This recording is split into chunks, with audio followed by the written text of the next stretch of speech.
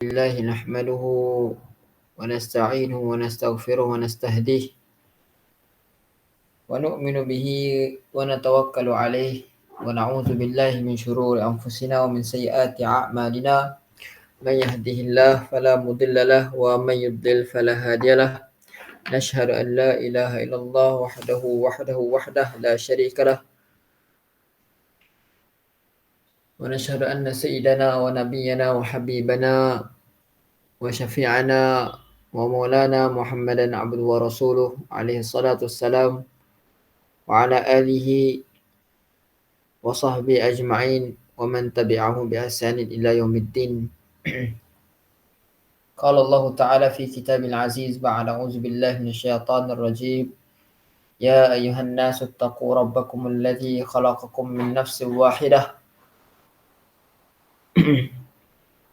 وخلق منها زوجها وبث منهما رجالا كثيرا ونساء واتقوا الله الذي تساءلون به والأرحام إن الله كان عليكم رقيبا. وقال تعالى: يا أيها الذين آمنوا اتقوا الله ولتنظر نفس ما قدمت لغد واتقوا الله إن الله خبير بما تعملون. وقال عليه الصلاة والسلام: كن في الدنيا كأنك غريب أو عابر السبيل.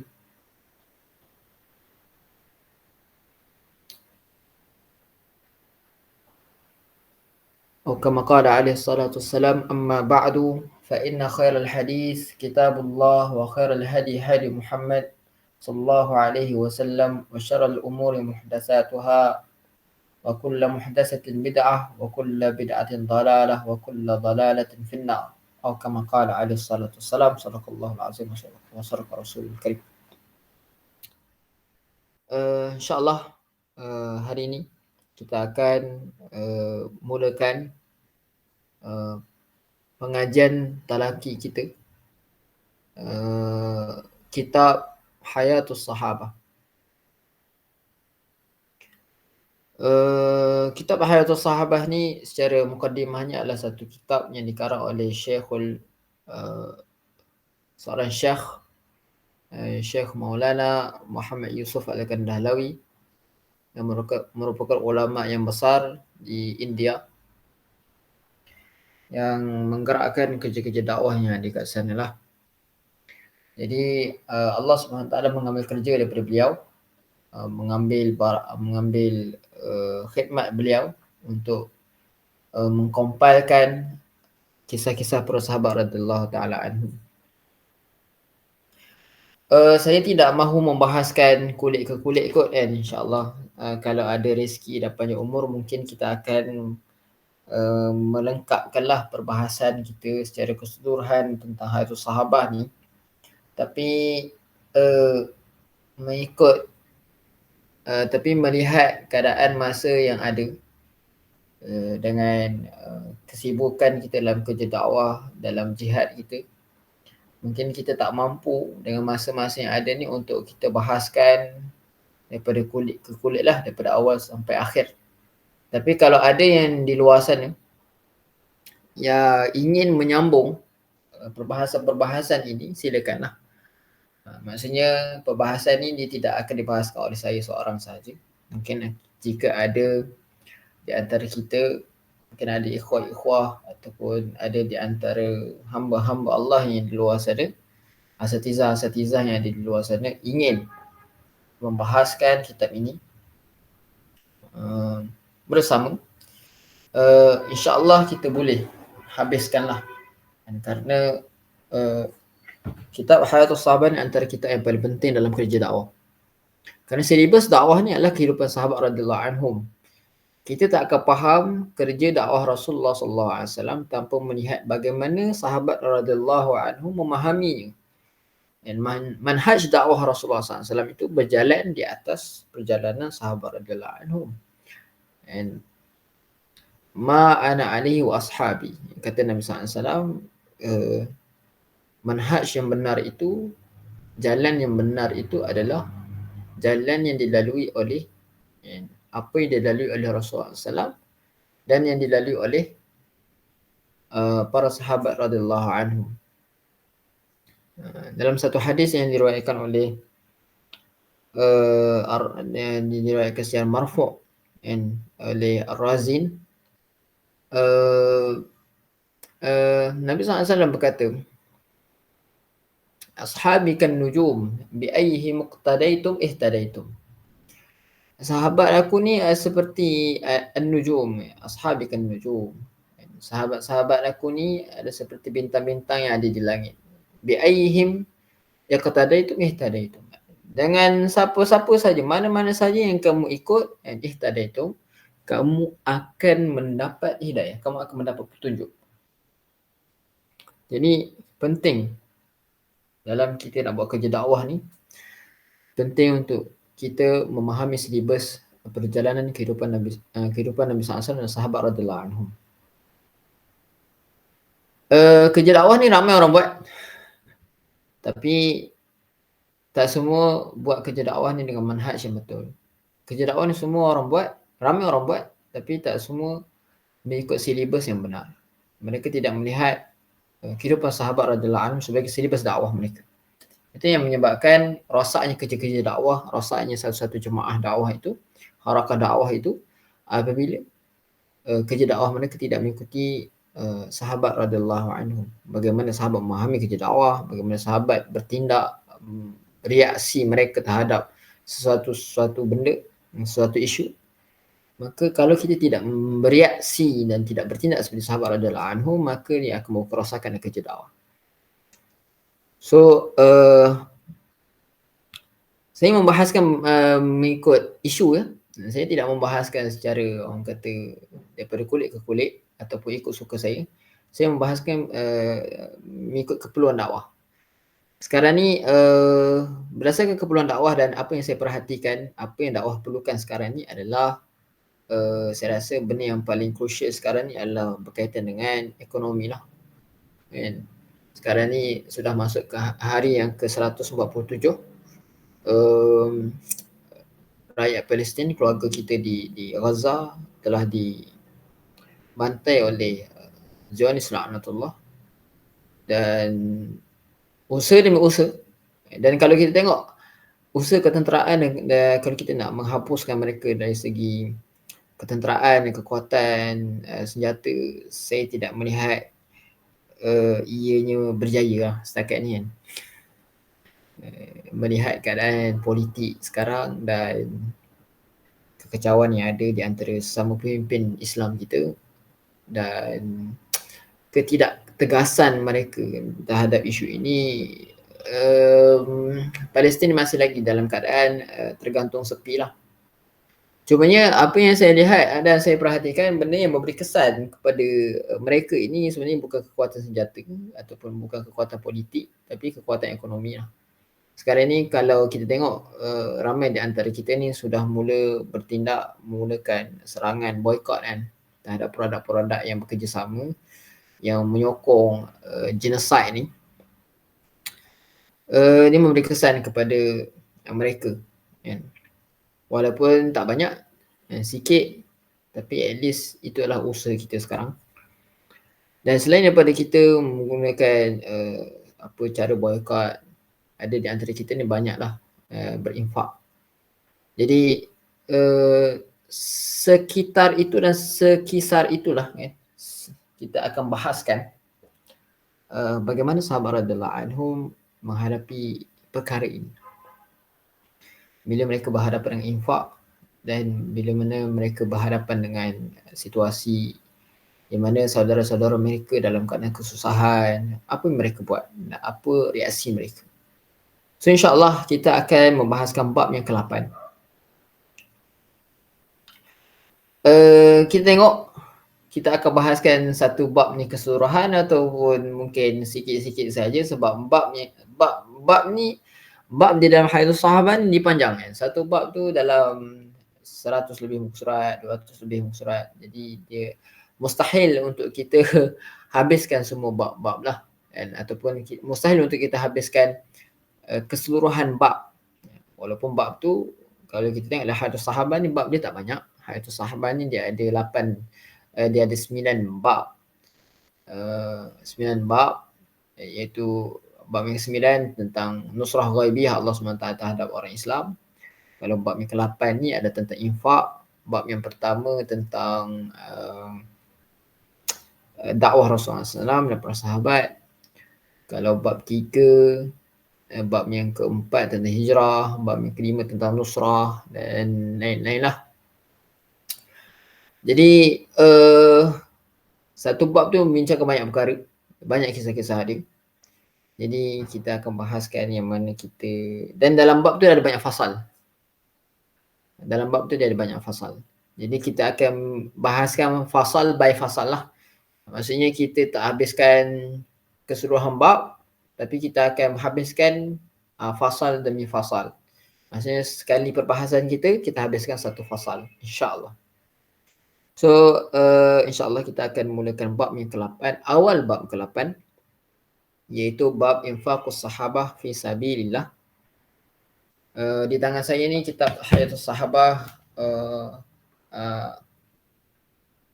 cetakan Dar Ibn Hazim yang dicetak, saya beli dekat Mesir, dekat sini je, dekat Kahirah.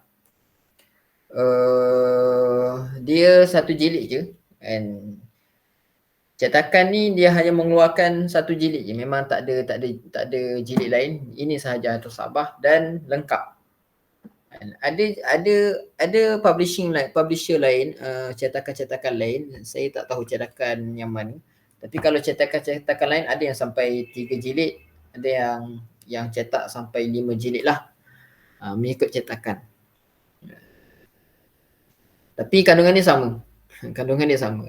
Dia hanya dibahagikan mengikut jilid-jilid sahaja, tapi kandungan yang sama. So saya membeli satu kitab ni terus yang ada ke-3 atau ke-5 jilid yang ada dalam satu kitab.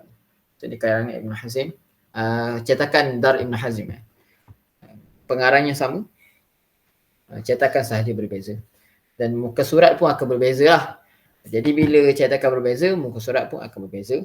So untuk mudah kita refer, saya akan sebut nama bab, dan saya akan sebut nama fasal, dan saya akan sebut tajuk hadis.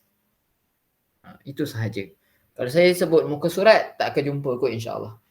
So saya akan sebut nombor bab keberapa, dan saya akan sebut juga fasal yang keberapa, dan tajuk hadis dalam fasal tersebut. So untuk memudahkan mereka-mereka yang menyertai talaki kita ni secara online, mudahlah untuk merujuk dan membuka kitab-kitab yang ada di tangan masing-masing, ataupun membuka PDF yang ada di tangan masing-masing lah, insya-Allah.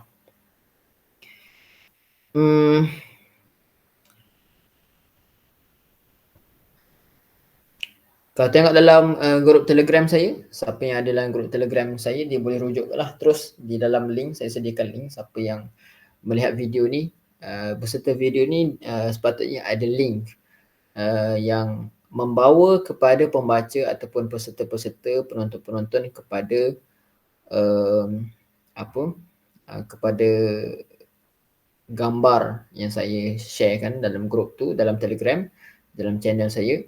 Gambar tu sudah ada muka surat perbahasan Hayatus Sahabah kita pada kali ini, insya-Allah. So boleh rujuk kat situ bagi sesiapa yang tak ada PDF dan kitab lah. InsyaAllah kita mulakan. Bismillahirrahmanirrahim. Infaqus sahabah fi sabilillah. Bab infaqus sahabah fi sabilillah. Bab infak para sahabat radhiyallahu anhum di jalan Allah Subhanahu wa taala. Dalam kitab saya, dia ada mukaddimah sikit lah.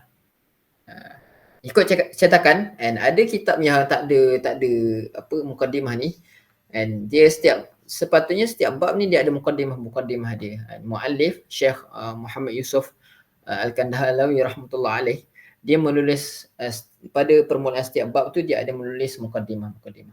Tapi kalau dalam gambar yang saya share dekat dekat Telegram tu, dia tidak ada mukaddimah. Tapi dalam kitab saya ada mukaddimah. Dan kebanyakan kitab Hayatus Sahabah yang dicetak dalam cetakan-cetakan yang lain, dia ada sebenarnya mukaddimah. Cuma ada setengah-setengah cetakan yang lain dia tidak ada. Jadi yang saya share tu adalah cetakan yang berbeza. Jadi di tangan saya ni adalah cetakan yang berbeza. So dalam mukadimah ni muallif penulis kitab ni dia bagi tahu kaifa kana an-nabi sallallahu alaihi wasallam wa ashabuhu radhiyallahu anhum yunfiquna al-amwala wa ma atahumullah tabaraka wa ta'ala fi sabilillah wa mawaqi'i ridhaillah.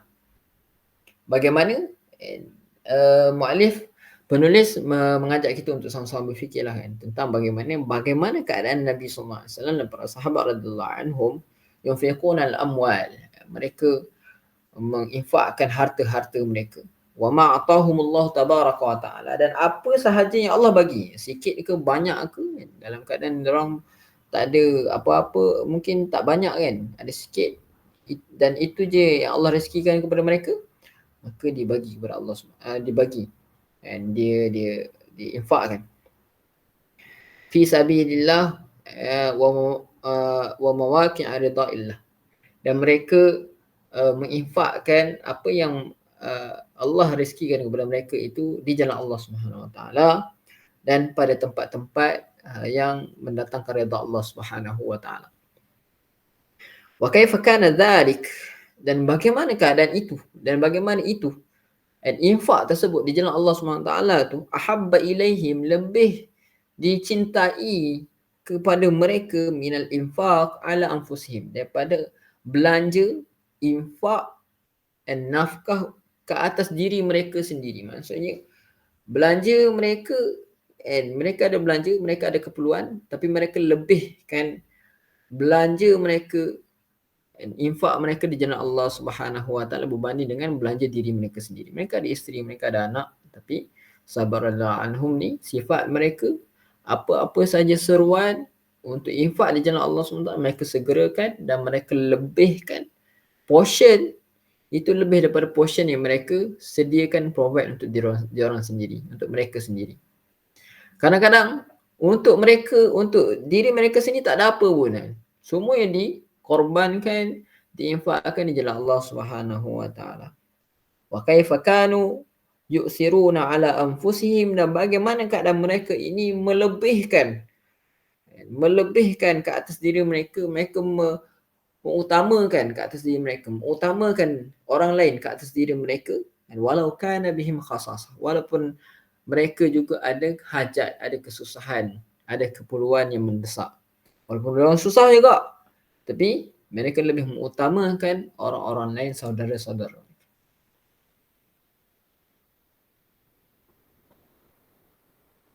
Nanti kita akan tengoklah kalau kalau siapa yang baca bab nusrah, saya ada bahaskan dulu kan bab nusrah, cumanya tak ada recording, tapi saya ada bahaskan dulu bab nusrah, di mana sahabat radhiyallahu anhum ni mereka sampai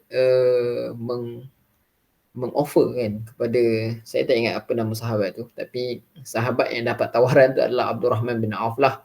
Dia berhijrah daripada Makkah ke Madinah, dan waktu dia mula-mula sampai ke Madinah tu, Nabi SAW telah saudarakan dia dengan seorang sahabat Ansar. Saya tak ingat apa nama sahabat tu, Sa'ad ke apa tak ingat, tapi dia sahabat Ansar. Dia kata, wahai Abdurrahman bin Auf, aku sedia untuk bagi separuh daripada harta aku kepada engkau, dan aku sanggup untuk ceraikan salah seorang isteri aku. Kau pilih mana-mana yang kau suka, nanti aku ceraikan dia, habis iddah kau kahwinlah dengan dia. Sampai tahap macam tu. Itulah sahabat radhiyallahu anhu. Dan Abdurrahman pula dia tak adalah nak gerujuh kan. Abdurrahman ni dia kata tak apalah kan, wahai sahabatku, wahai saudaraku, just tunjuk kepada aku mana jalan nak pergi ke pasar sahaja, dan daripada usaha aku di pasar itulah aku survive, dan aku tanggung diri aku sendirilah. Aku tidak berhajat kepada harta engkau, dan aku tidak berhajat pada isteri engkau. Tapi kalau kita tengok, tapi bila kita tengok benda tu, bila kita dengar cerita macam ni kan, kita akan macam wow kan, macam sampai begitu sekali sahabat radhiyallahu anhum ni kan, ada di antara mereka sanggup offer isteri sendiri kan kepada sahabat kan, kepada sahabat dia kan. Maksudnya untuk diri mereka, mereka perlukan benda tu kan. Suka juga dengan benda, cintakan benda tu, tapi mereka mengutamakan benda yang mereka cinta tu kan kepada orang yang lebih memerlukan ataupun kepada saudara-saudara mereka yang di jalan Allah Subhanahu Wa Taala. Walaupun moral of the story tak adalah nak suruh kita apa yang mana dah berkahwin ceraikan isteri lah apa kan. Tapi moral yang kita dapat adalah bagaimana mereka mengutamakan orang lain lebih daripada diri sendiri. Itu sahaja. Walaupun keadaan mereka susah. Dan benda tu umum lah. Dan tak kisahlah apa sahaja keadaan. Dia tak bukan sahaja dalam bentuk harta atau dalam bentuk isteri. Tapi dalam berbagai-bagai bentuk lagi lah. So kita jangan rigid sangat dengan satu kisah ni. Kemudian kita hanya nampak situasi itu sahaja. Dan kalau kita tak berada di situasi itu, kita tak nak berbuat. Kita tak nak beramal. So itu salah lah. So apa-apa sahaja situasi yang kita jumpa, dan situasi itu sesuai untuk kita praktikkan apa yang kita fahami daripada kisah sahabat tu, kita amalkan je lah. Jangan tunggu situasi sebiji sama baru kita nak buat. Memang kita tak akan jumpa lah situasi macam tu. Tiap orang tu rezeki dia masing-masing, nasib dia lain orang lain cerita lah. So kita ada cerita kita sendiri, kita buat mengikut redha Allah Subhanahu Wa Taala, itu saja. Fasal yang di bawah bab ni dia ada fasal. Dia start dengan fasal yang ke 245. Saya tak tahu cetakan yang lain macam mana. Boleh tengok. Mungkin saya cek PDF saya. PDF saya cetakan lain. Dia tidak ada fasal. Dia tidak ada fasal. Dia tidak ada fasal. Jadi kena cari sikit lah kot. Kena rajin sikit mencari ya kot dalam kitab-kitab di cetakan lain. Cetakan saya mudah, dia ada nombor terus. Cetakan lain dia tak ada nombor. So susah sikit nak cari kot. Mungkin boleh cari tajuk dia adalah Targhibun Nabi alaihi salam wa ashabihi wa rughbatuhum fil infaq. So itulah tajuk fasal dia. Targhib ataupun motivasi Nabi sallallahu alaihi wasallam wa ashabihi, dan targhib yang diberikan oleh sahabat-sahabat radhiyallahu anhum, wa rughbatuhum, dan passion mereka fil infaq, di dalam infaq. Hadis yang pertama, targhibun Nabi alal infaq, hadis Jarir radhiyallahu anhu fi hadzal amr. Dorongan Nabi sallallahu alaihi wasallam ke atas infak. Hadis Jarir radhiyallahu anhu dalam urusan ini, dalam masalah ini, dalam isu ini. Okey. Akhraja Muslim wan Nasa'i wa ghairuhuma, telah dikeluarkan Muslim dan Nasa'i dan keduanya. Jadi Imam Muslim rahmatullah alaih telah mengeluarkan dalam kitabnya Sahih Muslim, telah mentakhrijkan hadis ini, kisah ini di dalam Sahih Muslim jilid ketiga, hadis yang ke-86 dan 87, boleh tengok. Dan juga dalam Sunan Nasa'i jilid yang kelima, hadis yang ke-80 75. Wa ghairuhuma, dan selain daripada keduanya, maksudnya selain daripada Imam Muslim dan Imam Nasa'i, ada juga yang meriwayatkan hadis ni, meriwayatkan kisah ini, iaitu Imam Ahmad rahmatullah alaih dalam musnadnya dan Sunan Tirmizi.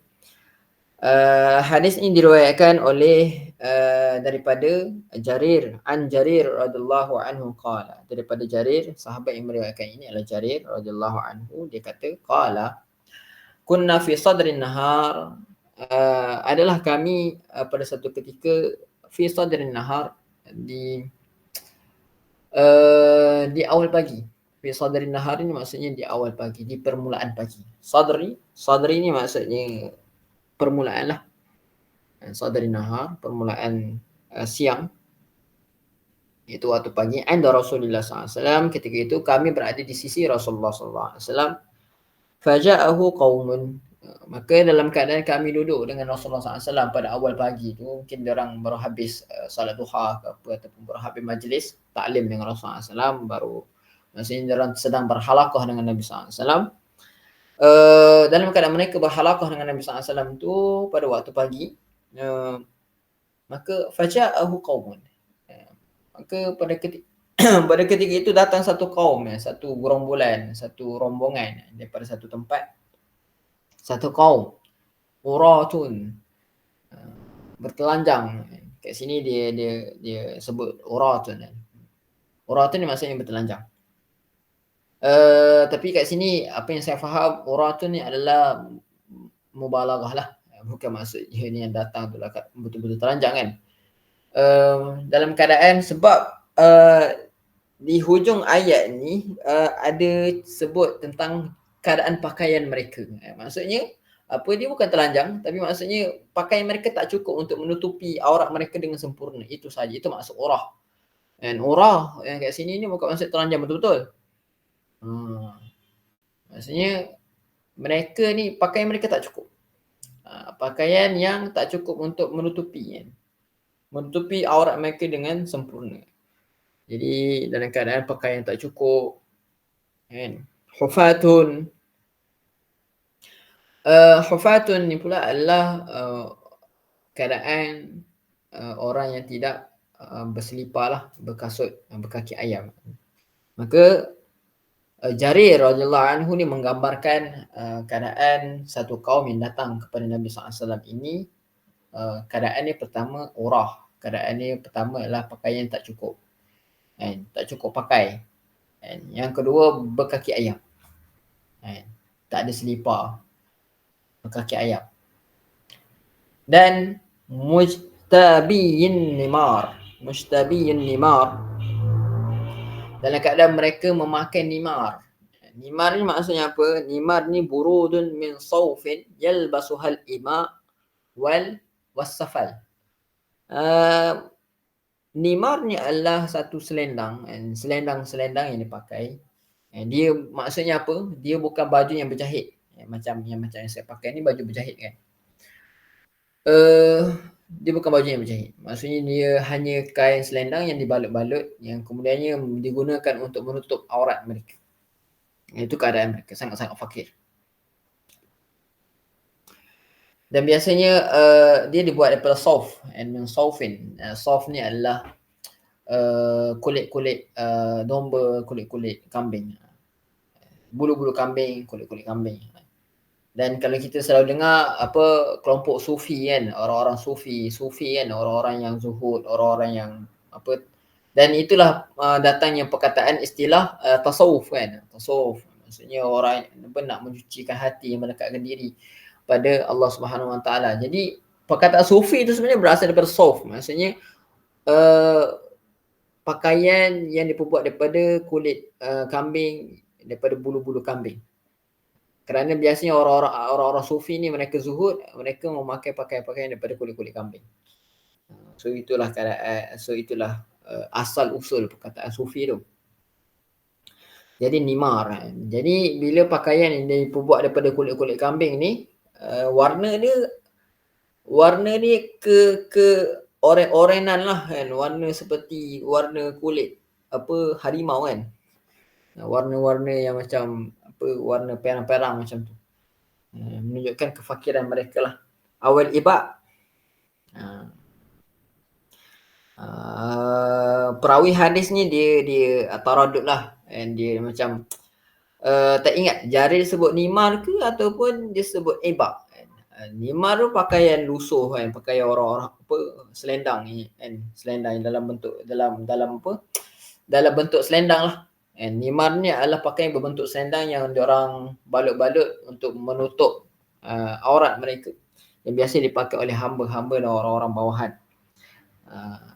Ataupun awil ibak kan, ataupun ibak, mungkin Jarir dia sebut ibak kot. Perawi ni dia taradud, mungkin ibak kot. Jadi ibak ni apa pula? Kisaun min sawfin, sama juga pakaian yang daripada sawf, daripada kulit kambing. bulu-bulu kambing, and maftuhun min qidam, and yalbisu and fawqa thiyab.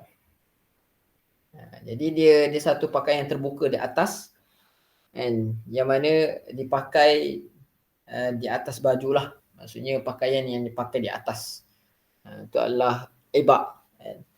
Dan mutaqallidi suyuf, dalam keadaan pedang-pedang mereka itu tergantung di leher.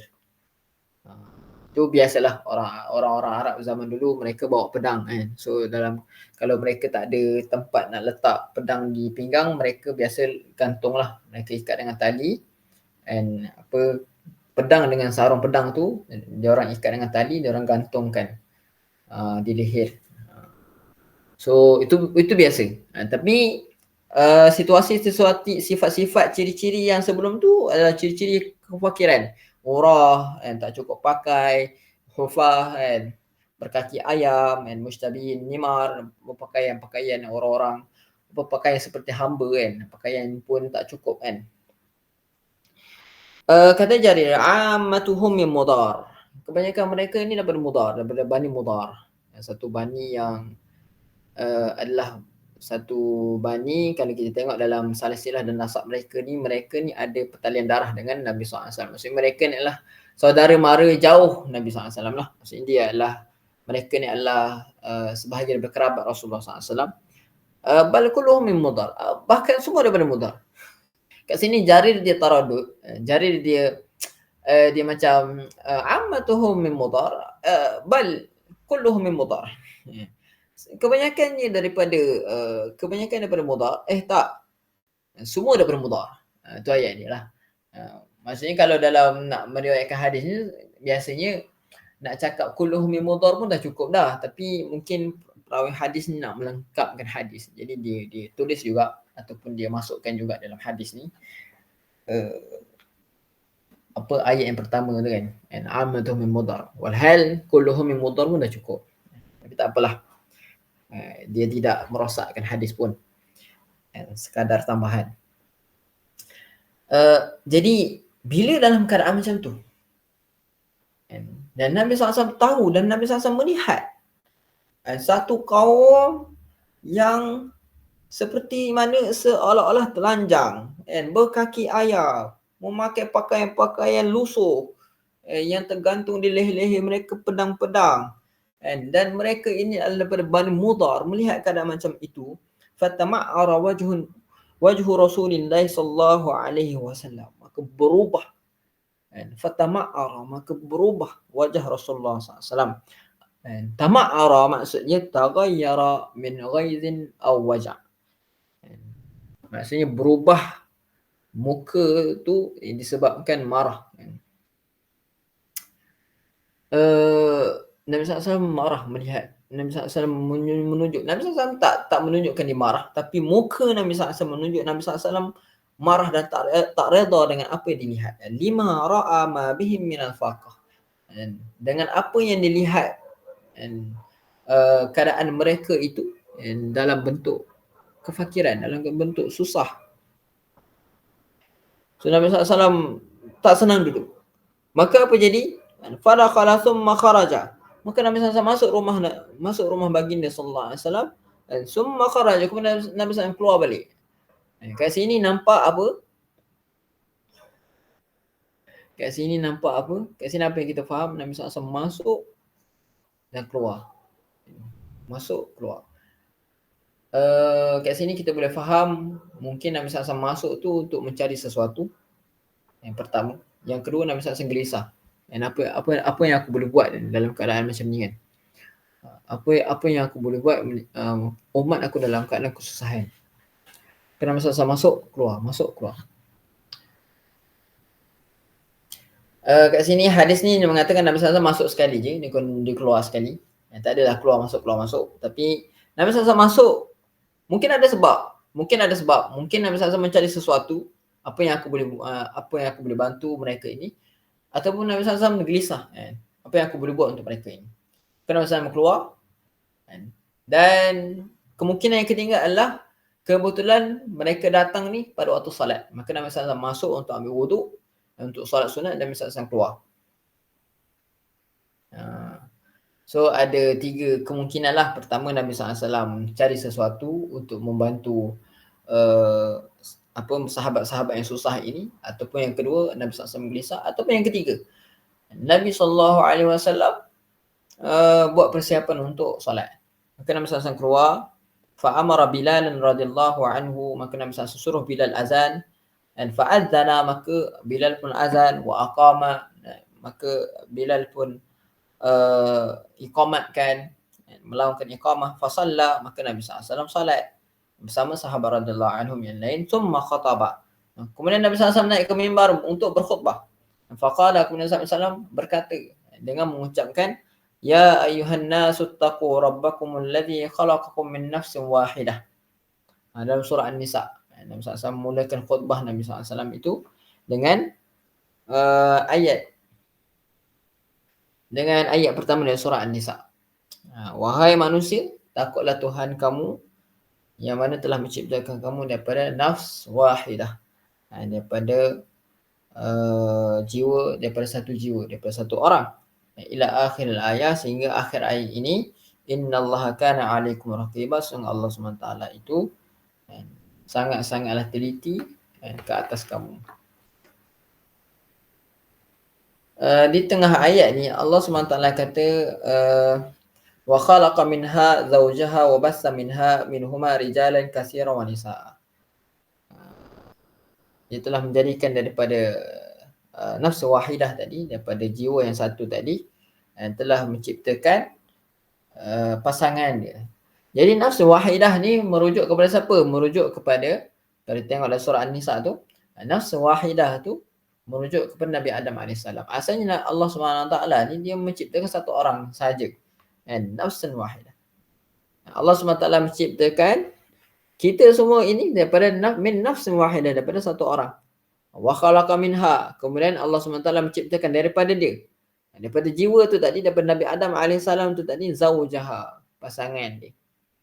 Wa batha minhuma, dan Allah SWT telah menyebarkan, telah spread kan, telah mengembangkan, membiakkan mereka ini daripada kedua mereka ini, Nabi Adam dan isteri Hawa, daripada keduanya ini rijalan katsira, lelaki yang ramai, wanisa, dan juga wanita-wanita yang ramai juga. Wattaqullaha alladzi tasaaluna bihi wal arham. Takutilah Allah SWT yang kamu meminta kepadanya. Takutlah Allah. Sebab apa? Sebab kamu meminta, kalau apa-apa sahaja kesusahan, apa-apa sahaja hajat, kamu minta kepada Allah Subhanahu Wa Taala. Wal arham, dan Allah Subhanahu Wa Taala juga yang buat tali persaudaraan. Jadi takutilah Allah. Jadi ayat ni cerita pasal takutilah Allah Subhanahu Wa Taala dengan memperingatkan tentang arham, tali silaturahim. Dan dia berkaitan dengan keadaan kaum Bani Mudhar tu tadi. Sebab kaum Bani Mudhar ni adalah kerabat Rasulullah SAW dan mereka susah. Dan kalau dari segi konteks persaudaraan Islam, mereka adalah saudara-saudara kepada kaum muslimin yang lain yang hadir pada ketika itu. Jadi takutilah Allah, kerana Allah SWT yang menciptakan kasih sayang ini. Tanpa Allah SWT membuat benda ini, maka tidak ada lagi kasih sayang di antara manusia, dan tidak ada wujudnya lagi tali silaturahim. Maka takutilah Allah, hargailah nikmat silaturahim tu dengan menjaga tali silaturahim dengan konsen terhadap saudara-saudara yang ada di sekeliling kita. So itu adalah peringatan Allah Subhanahu Wa Taala. Dan kemudian sahabat Rasulullah SAW menyambung lagi, wal ayatul lati fil hasyr, dan Nabi SAW menyambung lagi khutbah Nabi SAW itu dengan ayat daripada surah Al-Hasyr, ittaqullah wal tanzur nafsum ma qaddamat. Takutilah Allah dan perhatikanlah, dan setiap satu jiwa tu perlu memperhatikan apa yang dia telah kerjakan untuk hari esok, iaitu hari akhirat. Apa yang dia telah persiapkan untuk hari akhirat ni sebagai persediaan. Maka setelah Nabi SAW sebut dua ayat ni,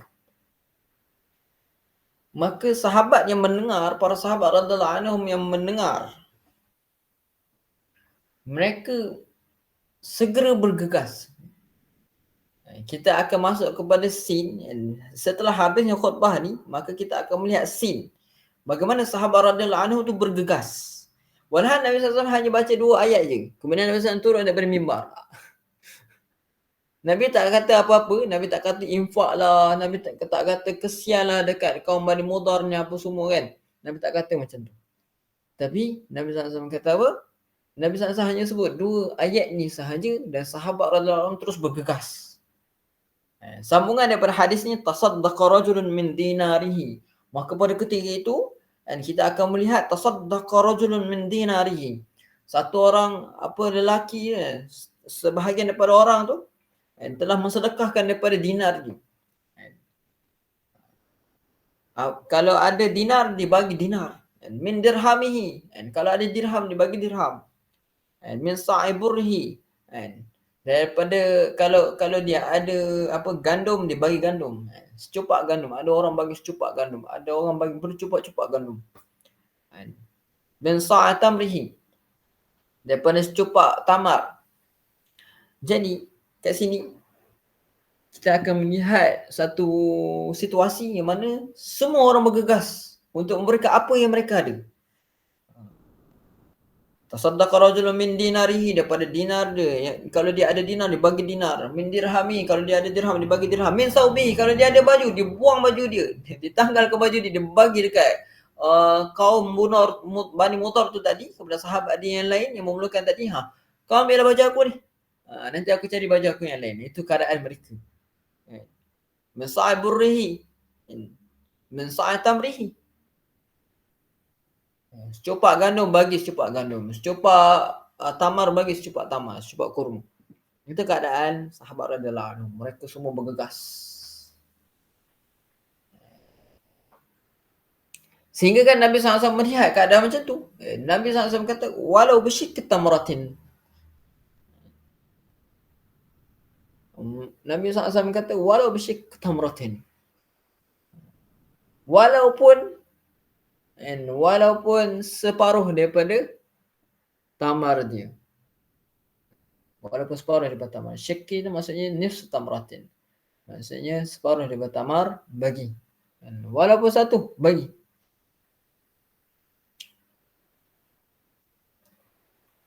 Jadi itulah keadaan sahabat radhiyallahu anhum, mereka bergegas untuk berinfak. Jadi itu satu scene yang mana kita melihat babak-babak sahabat radhiyallahu anhum bergegas.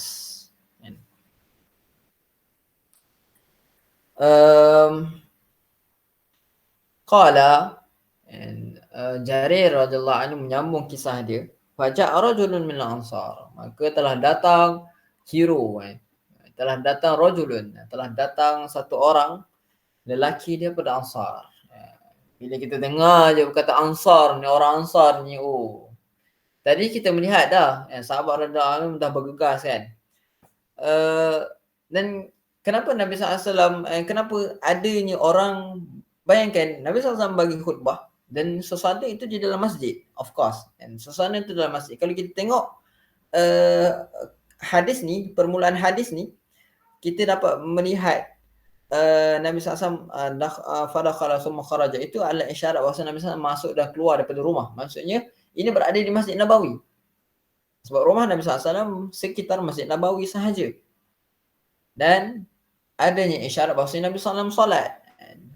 Bilal azan dan iqamat, maksudnya ini berlaku di dalam Masjid Nabawi dan Nabi SAW berkhutbah.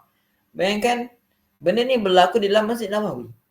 Dan dalam keadaan Masjid Nabawi itu ada orang bawa dinar, ada orang bawa dirham. Itu kita tak pelik lah sebab mana-mana orang bawa duit. Tapi yang mengherankan, ada orang bawa sa'aburhi wa sa'atamrih. Ada orang bawa secupak gandum, ada bawa secupak tamar. Kat sini menunjukkan bahawasanya Masjid Nabawi di zaman Rasulullah SAW ni dia adalah merupakan markas, merupakan satu tempat, satu center yang mana function dia bukan untuk beribadat sahaja, bukan untuk solat sahaja. Dia adalah pusat dakwah yang mana dia adalah dakwah center Yang mana semua orang datang dengan pelbagai tujuan. Ada orang tujuan dia adalah untuk buat kerja dakwah kan. Ada orang datang dengan tujuan untuk ta'lim wa ta'lum, untuk belajar dan mengajar kepada orang lain. Sebab tu kita akan jumpa di zaman Nabi SAW ni ada halaqah-halaqah ilmu di kalangan para sahabat radhiyallahu anhum di Masjid Nabawi. Dan adanya ibadah, ada orang solat, ada orang baca Quran, ada orang berzikir, ada orang berdoa di dalam Masjid Nabawi. Dan adanya khidmat, adanya aktiviti masyarakat yang ada di dalam Masjid Nabawi dan di sekitar Masjid Nabawi. So banyak aktiviti yang ada di dalam Masjid Nabawi. So dan Masjid Nabawi ni adalah satu tempat perlindungan untuk ahli al-suffah. Maksudnya dia menjadi pusat untuk melindungi orang-orang fakir miskin. Mana-mana orang yang tak ada rumah, yang tak ada pekerjaan kan. Jadi mereka ni dilindungi di bawah jagaan Rasulullah SAW di suffah. Satu lantai yang ditinggikan di dalam salah satu sudut di Masjid Nabawi. So ada sahabat ni kadang-kadang dia bawa secupak gandum, dia bawa secupak tamar untuk diberikan kepada ahli-ahli suffah lah. Dan ada di antara mereka ni masak kat situ dan sebagainya. So itu keadaan Masjid Nabawi pada ketika itu. Dia bukan hanya tempat untuk solat sahaja yang kita lihat sekarang ini, ataupun bukan sekadar tempat untuk berhalaqah, bertalaki seperti yang kita lihat sekarang di Masjid Nabawi. Bahkan Masjid Nabawi pada ketika itu adalah pusat dakwah, pusat taklim, pusat belajar, pusat mengajar, and pusat ibadah, dan juga pusat khidmat, apa-apa khidmat. So itu yang kita lihat dia. Ada orang yang bawa gandum, ada orang bawa tamar. Dengar Nabi SAW cerita pasal benda tu. Dia terus bagi tamar, dia terus bagi gandum, dia terus bagi baju yang dia pakai, baju yang dia bawa, terus bagi. Yang mana pakai baju, ada baju lebih, dia buang baju dia bagi dekat sahabat yang kesusahan. Maka itu satu keadaan. Kemudian dia tak habis kat situ. And qala faja'a rajulun minal ansar. The hero is coming. Maka telah datang satu orang lelaki daripada Ansar. Bila kita dengar orang Ansar ni memang meremang lah. Orang Ansar. Kalau kita tengok dalam Babun Nusrah, memang kau-kau lah. Syekh Yusuf Al-Kandahlawi rahimahullah, dia menceritakan tentang dahsyatnya orang Ansar ni berinfak, dahsyatnya orang Ansar ni menolong, menyokong perjuangan dakwah Rasulullah SAW. Jadi orang Ansar ni datang, memang dia antara yang paling pecah rekod lah. Kalau kita dalam hadis ni, keseluruhan hadis ni, rajulun minal Ansar ni, lelaki daripada Ansar ni, dia yang paling pecah rekod. Sebab apa? Dia datang dengan apa? Bisurratin, dengan satu bag, dengan satu guni. Dia datang dengan satu guni duit, dengan satu guni emas. Kat sini perawi tidak menyebutkan apa guni emas ataupun dirham, tapi yang kita faham adalah guni yang mengandungi harta. Yang tak tahulah apa yang dibagi tu, tapi dia bawa satu guni untuk diinfakkan. Dan bagaimana dia membawa guni tu, keadaan dia diceritakan secara detail. And kadat kafu ta'jizu and anha bal qad ajzat. Bal qad ajzat. Hampir-hampir tangan dia tu lemah kan, tak mampu nak mengangkat. Bal qad ajzat, bahkan memang tak boleh nak angkat pun, kata Jarir dia. Ada orang tu dia heret, dia punya satu guni beg untuk diinfakkan tu, dia bawa satu guni dan dia tak boleh nak mengangkat guni tu kan. Dia heret tak boleh nak mengangkat. Nak kata betapa beratnya benda tu. Nak kata betapa sungguhnya kan, daripada rumah dia bawa benda tu kan ke Masjid Nabawi untuk diinfakkan. Kemudian tak habis lagi kat situ, tak habis cerita tu tak habis lagi. Masih lagi yang mana tadi yang mana sudah ada barang-barang mereka, harta mereka kat Masjid Nabawi, mereka terus bagi di Masjid Nabawi. Ada yang tak bawa langsung harta dekat Masjid Nabawi, tak bawa apa-apa, tak bawa dirham, tak bawa emas, baju pun tak ada nak bagi, makanan pun tak ada nak bagi, maka dia balik rumah, dia bawa apa saja yang dia ada daripada rumah dia. Itu yang kita dapat dengar cerita, satu orang tu mengheret satu buni yang berat yang dia tak mampu nak mengangkat daripada rumah dia ke Masjid Nabawi. Dan tak habis kat situ, qala cerita lagi, and Jaril cerita lagi, summa tataba'an nas hatta ra'aitu qaumain. Kemudian manusia terus ikut. Manusia terus ikut jejak langkah orang-orang ramai tadi yang berinfak tadi, kan.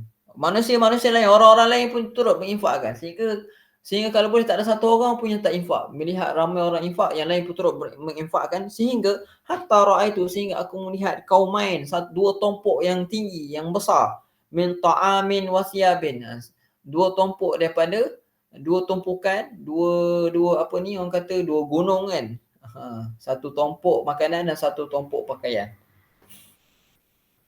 Nak kata betapa ramainya orang berinfak sampai penuh Masjid Nabawi dengan tumpukan dua tompok pakaian dan dua tompok pakaian dan makanan lah. Hatta ra'aitu wajha Rasulillah sallallahu alaihi wasallam, sehingga aku melihat wajah Nabi sallallahu alaihi wasallam yatahallala ka'annahu madhhabah, bersinar-sinar seperti keemas-emasan. Masih Nabi SAW gembira. Tadi Nabi SAW merah kemerah-merahan, menahan marah yang melihat keadaan bagaimana ada kerabat aku kan.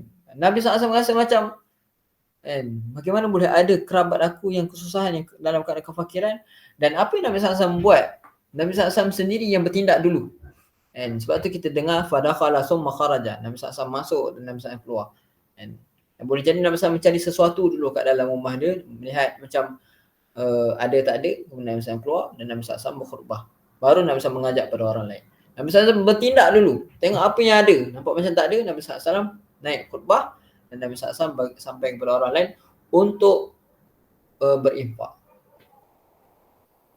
Tapi siapa yang start dulu kebaikan, Nabi SAW start dulu kebaikan. Walaupun mungkin waktu tu Nabi SAW tak ada harta untuk diberi kepada mereka, sebabkan mungkin dah habis pada kerja-kerja dakwah yang lain. Tapi Nabi SAW tak berhenti kat situ. Nabi SAW terus membagi khutbah dan terus anjurkan kepada orang lain untuk buat kebaikan.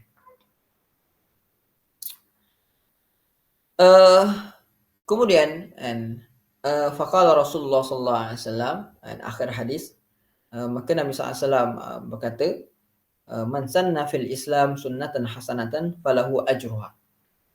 Sesiapa yang menunjukkan di dalam Islam ini satu sunnah kebaikan, satu cara hidup kebaikan, satu jalan kebaikan, maksudnya satu amalan yang baik, ataupun kita buat satu ketetapan ni, semua orang ikut ketetapan ini dan ketetapan itu membawa manfaat kepada umat, maka dia pun dapat pahala. Falahu ajruha, maka dia akan dapat pahala.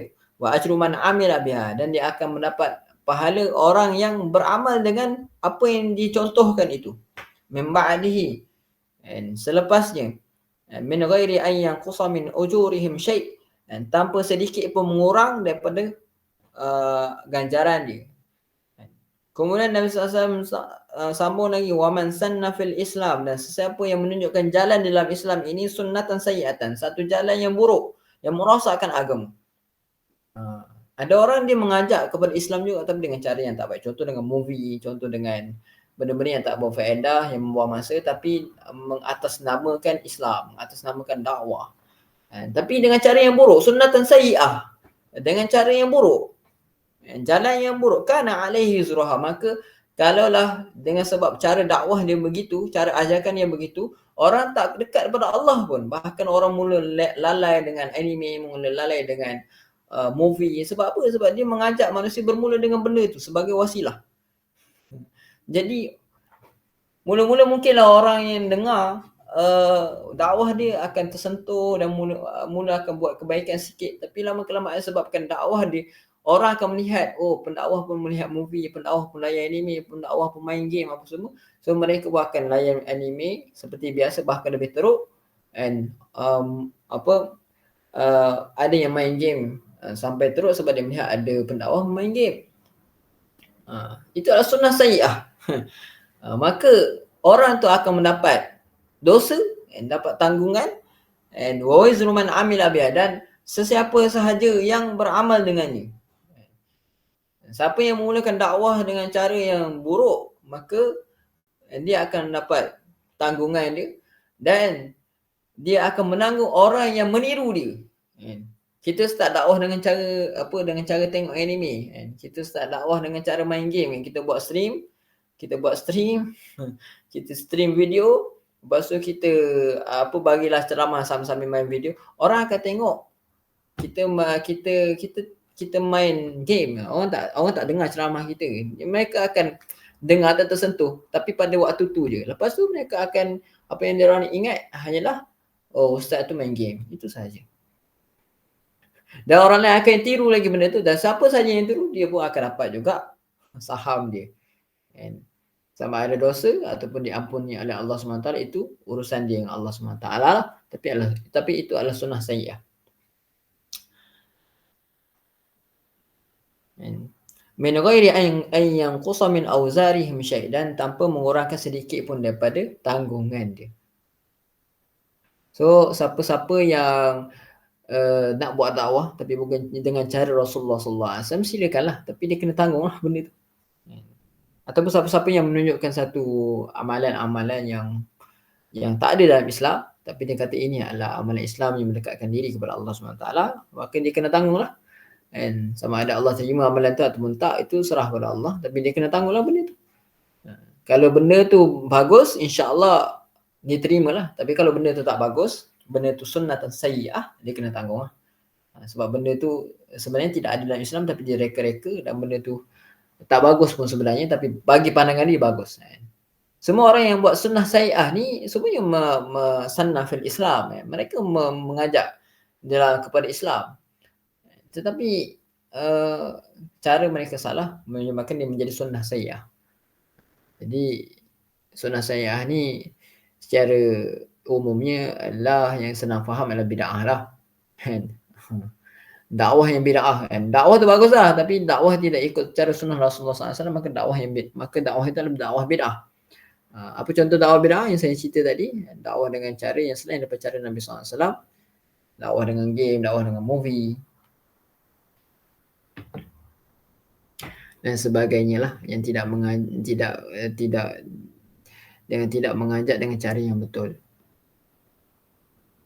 Kalau yang kita buat ni macam talaki ni, ia wujud dalam zaman Rasulullah SAW. Cumanya wasilah dia ataupun metod kecil dia adalah ini kita panggil sub method lah. And method utama dia adalah talaki. Tapi kadang-kadang nak menyampaikan talaki ada yang berjauhan. So kita mentalaki secara jauh, ambok secara online. Tapi benda ni adalah masih lagi orang kata sunnah hasanah lah. Ataupun bid'ah hasanah kan. Benda yang baik lah. And dia tidak mengganggu kan. Tidak mengganggu amalan ibadat dan urusan agama kita. Tapi kalau macam main game, tengok movie, tengok anime, itu mengganggu dan melalaikan kita daripada urusan agama kita. So ia adalah tidak bagus. Maka hadis ni dia terdapat dalam Targhib dan dia telah diceritakan, sebenarnya hadis ni sudah diceritakan tentang tentang dorongan Nabi SAW terhadap infak lah di jalan Allah Subhanahu Wa Taala di dalam bab-bab yang sebelum ni. Tak tahulah, ada dua hadis lagi sebenarnya. InsyaAllah mungkin kita sambung dua hadis ni pada lain kali insyaAllah. Wallahu alam, itu saja satu kisah sahabat radhiyallahu anhum, yang mana poin utama yang kita dapat lihat dekat sini adalah bagaimana Nabi SAW sendiri yang memulakan initiate benda tu.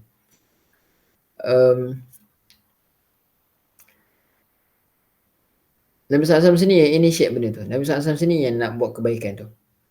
Sebab kalau kita tengok sebelum Nabi SAW bagi khutbah tu, Nabi SAW start dengan diri Nabi SAW sendiri dengan masuk rumah dan keluar daripada rumah tu untuk beri khutbah.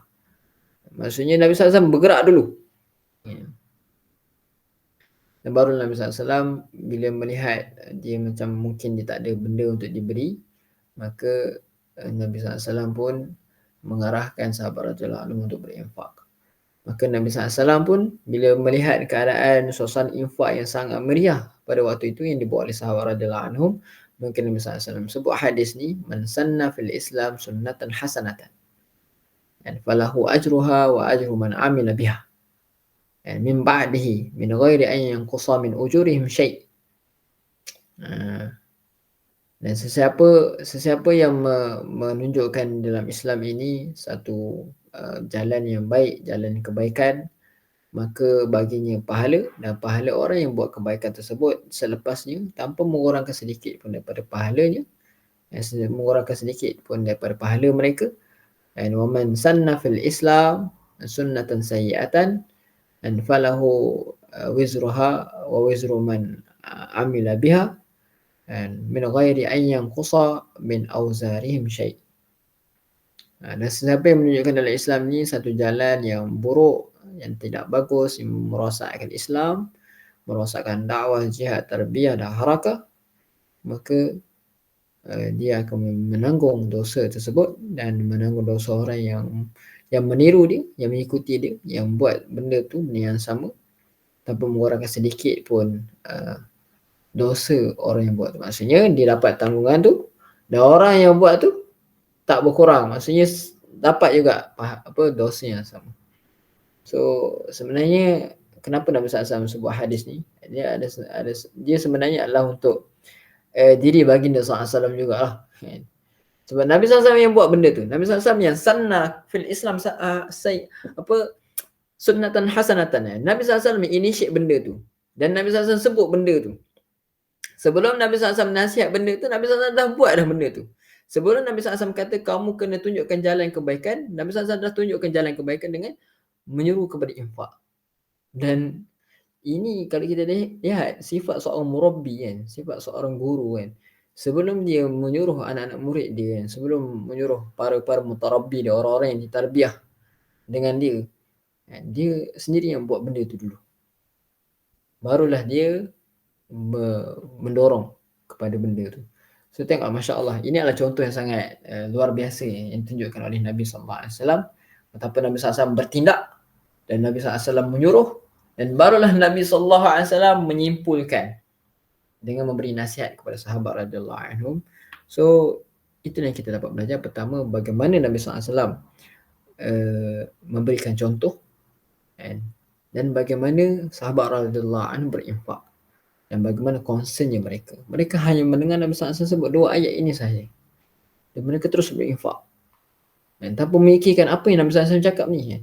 Kenapa Nabi SAW sebut ayat ni kan? Bila melihat keliling kelalang, rupanya ada Bani Mudhar yang baru sampai, yang bertemu dengan Rasulullah SAW dalam keadaan mereka ni compang-camping, dalam keadaan tak berkaki, tidak berkasut, berkaki ayam, dalam keadaan pakaian lusuh seperti hamba-hamba kan. So apa yang mereka buat? Mereka terus bertindak dengan memberikan apa sahaja yang mereka ada.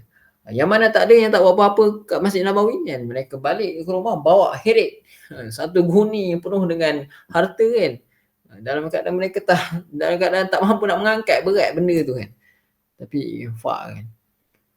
Dan manusia-manusia lain semua berkalut ribut untuk infak, sehingga bertumpuk-tumpuk makanan dan pakaian untuk diberikan kepada Bani Mudhar tersebut kan, sebanyak 2 tumpukan, 2 gunung penuh. So itulah keadaan dia, yang kemudian ditutupi dengan nasihat Rasulullah SAW. Kerana Nabi SAW ni, Nabi SAW tidak memberi arahan tanpa kefahaman kan. Nabi SAW memberi arahan, memberi seruan. Lepas sahabat mula bertindak, baru Nabi SAW memberi konklusi. Sebenarnya perkara ini sangat baik untuk dibuat, dan siapa yang menyuruh kepada kebaikan, maka dia dapat pahala, dan pahala orang yang buat. Wallahu a'lam, itu sahaja. Kita sambung 2 hadis lagi insya-Allah pada kali-kali yang lain. Sesiapa yang berminat untuk menyertai secara konsisten, bolehlah. Siapa-siapa yang ada kontak boleh PM saya kot, atau siapa-siapa yang tahu IG saya boleh DM. InsyaAllah saya akan reply sepantas mungkin insyaAllah, jika tidak ada apa-apa halangan. Dan juga siapa-siapa yang ada dalam channel Telegram saya, just komen saja dekat mana-mana posting yang ada dekat Telegram tu, channel tu, saya akan membalasnya juga, insya-Allah respon. So apa-apa saja platform yang mana ingin anda kontak, silakan kontak lah, dan saya akan respon sesegera mungkin. Sama ada Telegram, Instagram, WhatsApp, Facebook, siapa-siapa yang tahu Facebook saya, siapa-siapa yang melihat di YouTube juga boleh, insya-Allah boleh tinggalkan komen dan nanti kita akan buat satu pengajian talaki yang konsisten untuk mereka-mereka yang berminat. InsyaAllah wallahu alam, jumpa lagi pada minggu depan.